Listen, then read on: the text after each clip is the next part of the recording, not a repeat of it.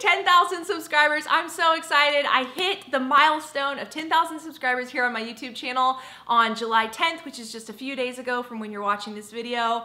And it was really exciting to wake up and see the number 10,001 on my subscriber count. I'm celebrating and I'm thanking you guys so much, each and every one of you who have subscribed and those of you who watch my videos and give them thumbs up and comment, the ones of you I've gotten to know.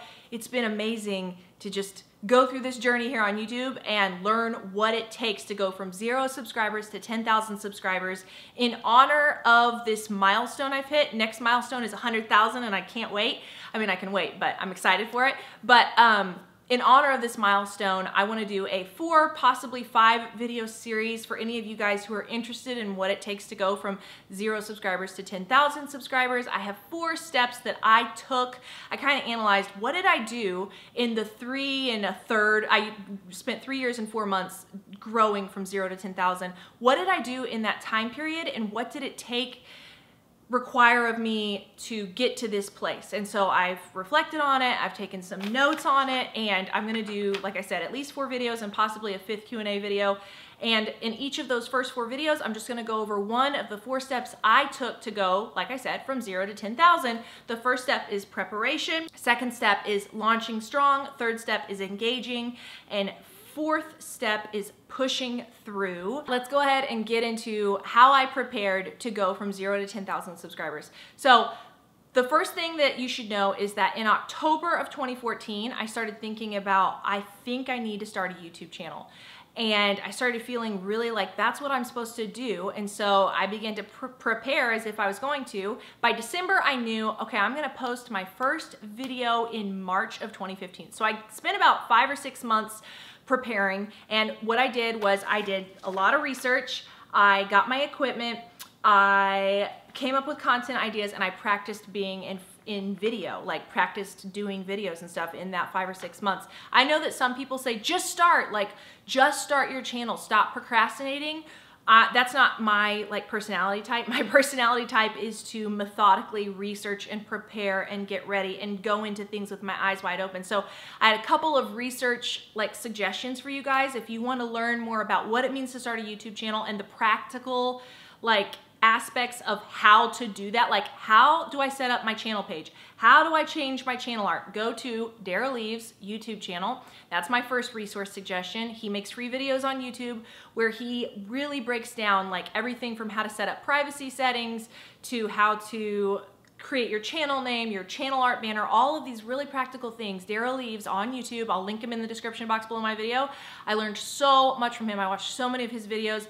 The other suggestion I have for you guys is it's called the YouTube Power Hour with Erica Vieira. It's a podcast, and it used to be called Beauty in the Vlog. I think she has over 200 podcast episodes. I started listening to her very first episode, maybe a week or 2 after she launched the podcast. So I was one of her early subscribers to her podcast, and I listened to every single one. I have learned so much from her, especially her episodes with Roberto Blake. He has a YouTube channel here too, and he knows a lot about YouTube. But those, Daryl Leaves, Erica Vieira, those people are gonna give you the practical knowledge and also the understanding of what is an algorithm, how do people find my videos? How do I tag my videos so people can find them? What's the most important thing for me to focus on as I'm developing my channel? Those are 2 resources. And then also, I'll give you a 3rd resource when I jump into this next part, which is during that 6-month period of preparation, I bought my equipment. I went off the suggestions I heard on Daryl Leaves and Erica Vieira and Tim Schmoyer and these different people that I listened to over the months. And I also, this is the 3rd resource I was gonna tell you guys about, I watched, there is this YouTuber back in the day when I was thinking about starting YouTube. She went by the channel name My Life as Ava, and now I think it's Ava Gotowski. But she has 2 videos that she put up in 2013 and 2014 about how to start a YouTube channel. And I took her exact advice on the equipment I bought. So the exact camera body, I bought a refurbished from Canon. I went to Canon's website and I bought the refurbished body of the Rebel T3i, Canon Rebel T3i camera. And my lens was the Sigma lens that Ava suggested in her videos, and this lens is amazing. I do think that the iPhones are so good now that you technically could like use the rear facing camera, like not where you can see yourself, so you won't be able to know if it's still recording. But if you use that camera on the back side and just buy an iPhone tripod off Amazon, I think you can get pretty good quality now, especially if you're using lighting, which I'll talk about more in another video. But so I bought my camera body, I brought my camera lens, and I went ahead, the lens was brand new, the camera body was refurbished like I said, and then I bought a tripod. The one I have right now, I just broke my tripod 2 days ago because I fell down the stairs and I was carrying my camera with the lens and the microphone that I bought later on, I bought a microphone later, attached to the tripod, and it snapped my tripod and I bruised up my arms pretty bad on the stairs and stuff. But so I just had to go out and buy a new tripod. But it's from Best Buy, and I will link it. If I can't find it on Best Buy's website, I'll link it in the on Amazon. I'll link it in the description box below this video. But I started out with camera body, camera lens, and tripod.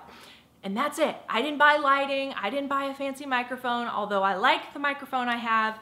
I used natural daylight, and I bought a used laptop from my brother-in-law. It was a MacBook Pro from like 2008. I used it all the way up until March of this year, so it lasted me for 3 years. But I was really good about only using it for YouTube, and I didn't add a bunch of downloads and stuff to it. I was really careful with it.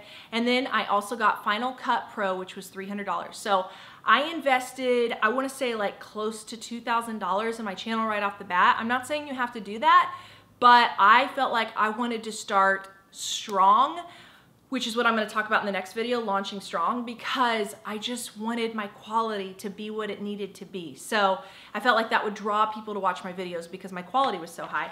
I was going to say this.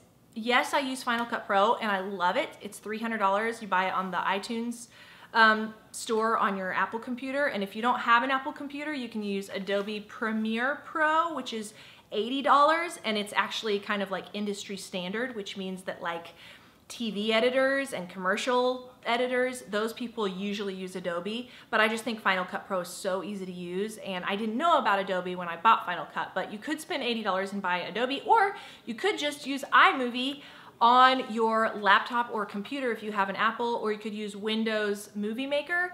But the thing about iMovie and Windows Movie Maker is you can't adjust the color balance, you can't adjust, like there's a lot of things you cannot adjust, so you're kind of stuck with the level of quality you're at. Like I color correct all my videos. If I look washed out because it's overexposed lighting, I like up the saturation and I lower the exposure and all this kind of stuff. So anyway, that's something to consider, is if you invest in a higher quality, more expensive video editing system, you're gonna be able to do more with your videos and make them look even more like awesome. But yeah, and then next thing I did for equipment, oh, I did get Photoshop at $10 a month, and I had my sister, who's a graphic designer, teach me how to use it, and I've learned more and more each year because she has been gracious enough to teach me. But I use that to make my thumbnails and the graphics that I put, like if I put like subscribe, you know, like a little graphic at the bottom, or like follow me on Instagram or something like that, I make that in Photoshop and I save it as a .png. But you can use Canva. Canva is a free website, and I just got on it the other day, and you can do so much with Canva, and it's totally free, and it's easier to use than Photoshop. But Photoshop, once you get to know Photoshop more, like there's so much you can do with it. But Canva has a lot going on, and it's like free, so that's really awesome. So Canva is my suggestion if you don't have the $10 a month to pay for the subscription to Photoshop. The next thing that I did during the 6 months of preparation was I came up with content ideas. I think this is so important. You want to have a niche. Like, remember when I said I came onto YouTube and I was looking to see if anyone else was doing what I felt like I should be doing with my channel, which is making Christian content for girls and for women? Okay, I looked to see if there were many other people doing that, and there weren't. There's tons, thousands and thousands and thousands of makeup YouTubers, tons of toy YouTubers, tons of daily vloggers, tons of like all these other genres, but there weren't a lot of Christian YouTubers when I started. And in fact, there was one who was making regular Christian content, and her content was a little like, whoa, I don't agree with what you're saying by any means. And then the other girl, Hannah Ashton, she still has a channel, and she shouted me out once a couple years ago and helped my channel to grow. But Hannah Ashton, she she made Christian videos occasionally, but she doesn't make them like all the time. So I was like, okay, well, she's not doing it all the time. I want to do this all the time. So coming up with your niche, what is your unique content that you're bringing to YouTube? And part of that is your personality. You don't want to copy someone else's personality and like, I don't know, it's just like, what are you bringing to the table that's brand new and unique? It's not that you can't make Christian videos, but I would say that you shouldn't be making like a Dear Diary devotional video series where you're working your way through the book of Psalms. Like that's what I did on my channel. I think you should come up with something unique. And a perfect example of this that I had never seen before is the channel name is Bible Believing Christian. It's become one of the most like interesting channels for me to check out every now and then because here's what she does. All she does is unbox Bibles. Like, this lady is awesome, and I talked to her in the comments under one of her videos, and she was talking about how, you know, she lives in an area where it's not necessarily easy to go to a Christian bookstore, and so your option for buying Bibles, study Bibles, different versions of the Bible, different, you know, the She Reads Truth Bible, which I'm about to do an unboxing because I got the She Reads Truth Bible, but that's coming on my channel this week sometime coming up. But as a result of Bible Believing Christian's video review, but the way she wants to provide content for people on YouTube is showing people who only have access to Amazon. They can't go into a Christian bookstore and like thumb through a Bible and see what the maps are like and see how it's laid out and see how thick it is and see what the leather's like and all that kind of stuff. She opens it up on camera and describes it, and she does a great job. So I definitely want to shout out Bible Believing Christian's YouTube channel, and I want to suggest that you go and check out her channel. She has less than 1,000 subscribers, and if you would go and subscribe to her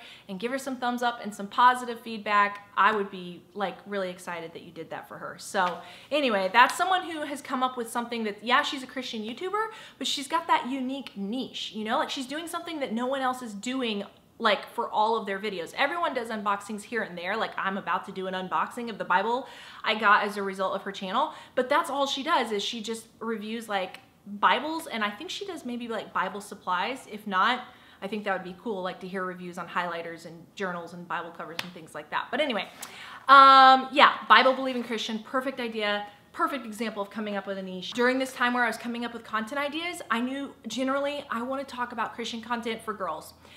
I have 2 5-subject spiral notebooks filled with video ideas, and that's how I realized, like, I would like write down like at the top of a page a video idea, and I would do that page after page after page as soon as, because sometimes I'd have like 20 ideas for a video in 1 hour. So I'd write at the top of the page, then I'd go back to that page once I'd gotten all of my ideas out so I didn't forget any of them, and I would make an outline of what I would talk about in that video.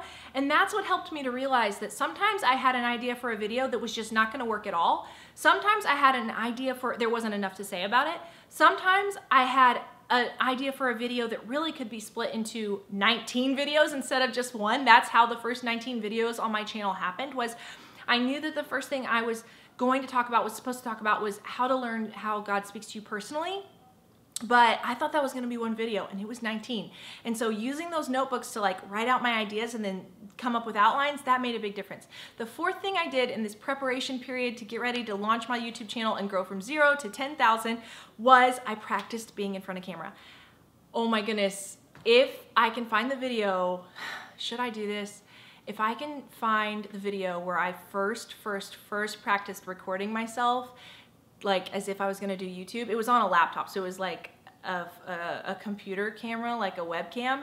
It was so tragic. It was so embarrassing. It was horrible. These are things that I've learned, and I hope they help you out. So step number 1, when you want to hear God's voice, go to a place that has no distractions. But I practiced my first video. I decided this is gonna be my first video, how to hear God speak to you, 7 steps. And then I practiced it like 10 times. I would practice it on my phone in the car, like on my lunch break. I would practice it on a webcam, on a laptop in my bedroom. I would practice it, and I would like watch the painful truth of what my face looked like when I was talking. And I would learn, like, you need to have a pleasant expression. You need to make sure your voice is upbeat.